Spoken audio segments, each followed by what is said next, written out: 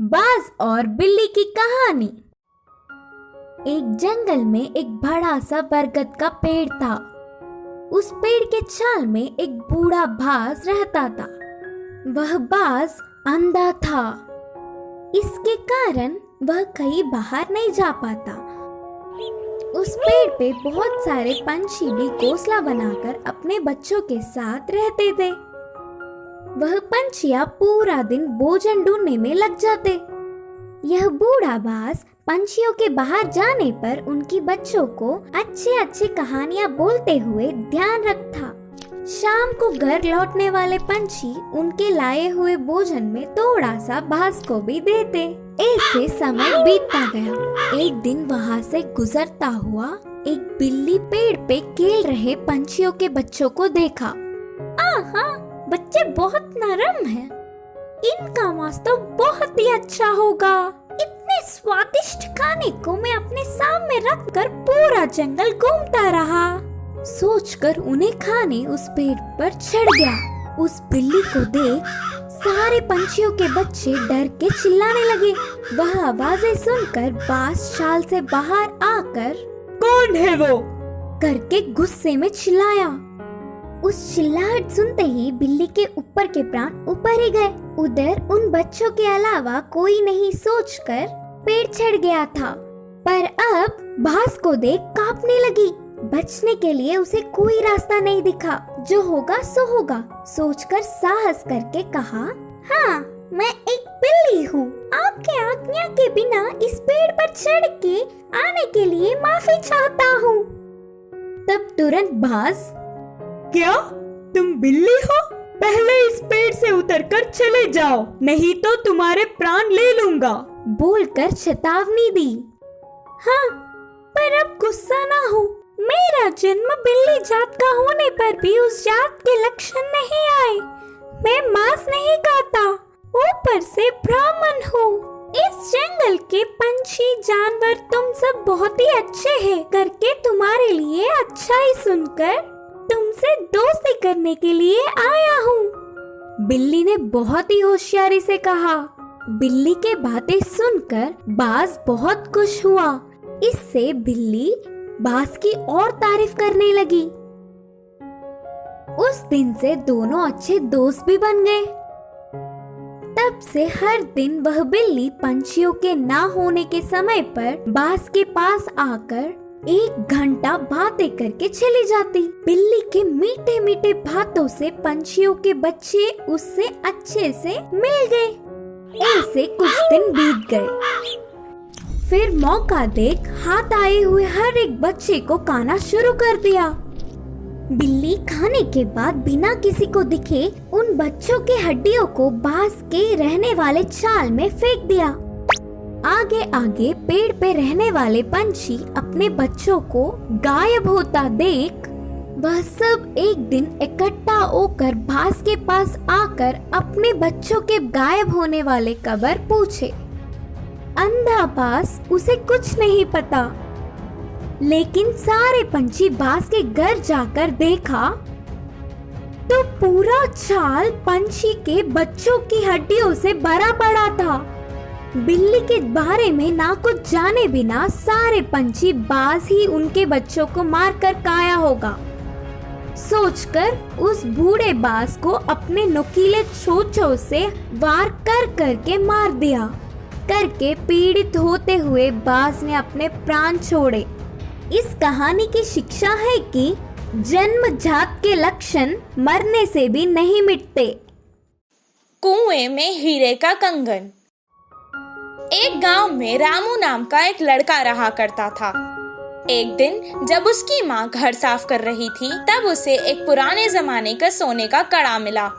वो उसे अपने हाथ में लेकर कहने लगा, माँ, मुझे ये कड़ा एक दिन के लिए पहनने को दो ना। बेटे की इस ख्वाहिश को देखकर माँ ने कहा, ठीक है बेटा, पहन लो, लेकिन याद रखना कोई साधारण कड़ा नहीं है ये तो सोने का कड़ा है। आज इसे पहन लो और कल तुम्हारे पिता को बिना बताए हम इसे वापस अलमारी में रख देंगे। जैसे ही इसकी माँ ने कहा वो तुरंत कड़े को पहन के सारा गांव घूमने लगा। रात में भी उसने उस कड़े को खुद से दूर नहीं किया और अपने पास ही रखकर सुकून से सो गया। उस रात उसके गांव में चोर घुस आए और जिसके घर से उन्हें जो कुछ मिलता था, जैसे पैसे, जेवर, सोना, सब उठाकर ले जाते थे। सुबह जब उसके गांव वालों को पता चला कि उनकी सभी मूल्य चीजें चोरी हो चुकी हैं, वो सब शोर मचाने लगे। कितना ढूंढने पर भी चोर का पता नहीं चला। रामू की वजह से उसके पुरखों का सोने का कड़ा चोरी हो चुका था। ये सुनकर उसके पिताजी को बहुत गुस्सा आया और वो डांटने और मारने लगे।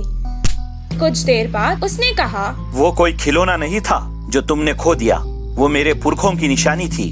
अब दोबारा मुझे अपनी सूरत नहीं दिखाना, निकल जाओ यहाँ से। बेटे को कड़ा देने के लिए वो अब अपनी पत्नी को भी डांटने लगा।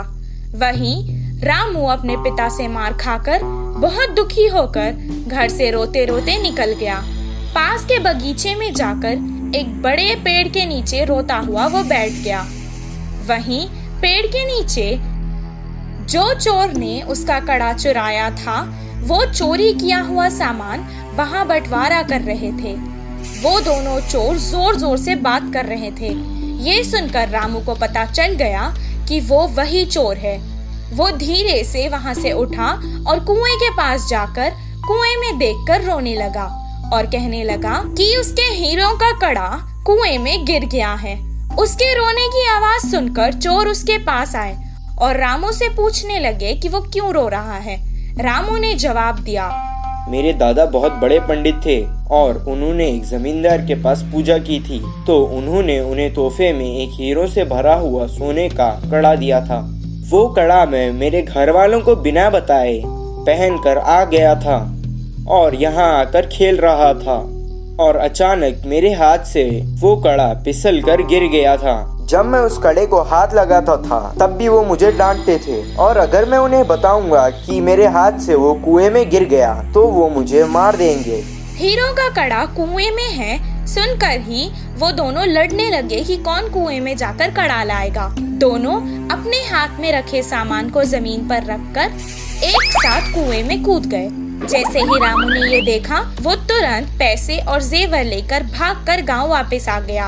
आकर गांव के बड़ों को उन चोरों के बारे में बताया। तब सब गांव वाले कुएं के पास आए और उन दोनों चोरों को पकड़कर मारा और उन्हें बहुत अच्छा सबक सिखाया। सबके जेवर और पैसे उन्हें वापस मिल गए। रामू और उसके परिवार को उनका पुश्तैनी कड़ा वापस भी मिल गया था और रामू की होशियारी की वजह से रामू को खूब शाबाशी भी मिली। इस कहानी से हमें ये शिक्षा मिलती है कि समय पर चतुराई दिखाने से मुश्किल समस्या भी टल सकती है। पछताने वाला मोर। एक जंगल में कौवा पंछी बहुत अच्छे मित्र थे। वे एक दूसरों की मुश्किलों में मदद करते थे। एक दिन कौवा पंछी के रहने वाले जगह पर बचाओ बचाओ मित्र बचाओ बोलते हुए कांपता एक मोर उनके पास भागते हुए आया। क्या हुआ मित्र, कहाँ से भागते आ रहे हो? इतने परेशान क्यों हो? मुझ पर शिकारी की नजर पड़ी, वह मेरे पीछे पड़ता आ रहा है तो बचने के लिए भागता हुआ रास्ता भूलकर तुम्हारे सामने आई। अब तुम्हें ही मुझे बचाना होगा। अच्छा ठीक है यार, पंछी ने कहा। कौवा पंछी ने उस मोर का साथ दिया। फिर से वापस जाने के लिए रास्ता भूलने के कारण कौवा पंछी के साथ वहीं रहते हुए मोर अच्छी मित्र बन गई। उनकी मित्रता कुछ दिन अच्छा था। कौवा पंछी के बीच के मित्रता ना सह पाते हुए मोर जलने लगी। किसी भी तरह कौवा पंछी को अलग करना चाहती थी। एक दिन कौवा भोजन के लिए बाहर जाने के समय पर मोर ने पंछी से कहा, मित्र तुम कौवे से इतना ज्यादा मित्रता बढ़ाकर बहुत ही नजदीक रह रहे हो। क्या तुमने उसकी बदसूरती कभी नहीं देखी? उसे देख सब चिढ़ जाते हैं। तुम्हारा उससे दूर रहने में ही भलाई है। मैं जो कहनी चाहती थी वो कह चुकी, बाकी तुम्हारी मर्जी। वह सुनकर अचानक चौंकने वाला पंछी मोर से कहा, हाँ सच्ची, मैंने इतने दिनों से कौवे के बारे में सोचने की कोशिश भी नहीं की। हट, उससे क्या दोस्ती, उससे क्या मित्रता। तुम्हारे जैसे सुंदर वालों से मित्रता करने से मेरा मूल्य और होदा बढ़ेंगे। उसकी चाल सफल हुई करके मोर खुश हुई। आगे आगे मोर पंछी के व्यवहार में परिवर्तन देख कौवा उन्हें उसे दूर करने की बुरी सोच को समझी। एक दिन, मित्रों, मेरी वजह से तुम्हें तकलीफ हो रहा होगा, इसीलिए इधर के पास में ही एक घोंसला बनाया। मैं वहाँ जाकर रहूंगा। चलता हूँ, करके कौवा उदास होकर कहा। वह अपने आप जा रहा है करके बोलने पर मन ही मन बहुत खुश होकर, अच्छा, अब तुम्हारी मर्जी मित्र, मोर और पंछी ने कहा। मोर और पंछी कौवे का भला टली करके खुशी मनाने लगे। ऐसे समय बीतता गया। पुराने मित्रों को छोड़ के आए हुए बहुत दिन होने से कौवे को उन्हें देखने की इच्छा जागी। पुरानी जगह पर उड़ता हुआ आया। उसी क्षण अपने पंख खोलकर नाचने वाले मोर पर एक शिकारी ने निशाना लगाया। कौवा देखा और परेशान हुआ। हटो वहाँ से, मोर मित्र, हटो, खतरा खतरा बोलकर जोर से चिल्लाया। पास में मरी हुई सांप को अपनी चोंच से पकड़कर शिकारी पर छोड़ा। सांप अपने ऊपर गिरने से, बचाओ बचाओ, सांप सांप बोलते हुए जोर से चिल्लाकर डर के शिकारी वहाँ से भाग गया। यह सब देखकर मोर के होश उड़ गए। भागते हुए आकर कौवे की चरणों पर गिरी और रोते हुए कहा, माफ कर दो मित्र, सुंदरता के घमंड में मैं मेरे मुश्किल समय में मदद करने वाले तुम्हें धोखा दिया, लेकिन तुमने मेरे प्राण बचाए। तुम्हारा कर्ज कैसे भुगतान करूं? तब कौवे ने कहा, पछतावे से बड़ी कोई सजा नहीं, मैंने तुम्हें पूरे दिल से माफ किया। तभी आई हुई पंछी पूरी बात जानकर दुखी होकर अपनी की हुई गलती पर शर्मिंदा होकर सिर झुकाया।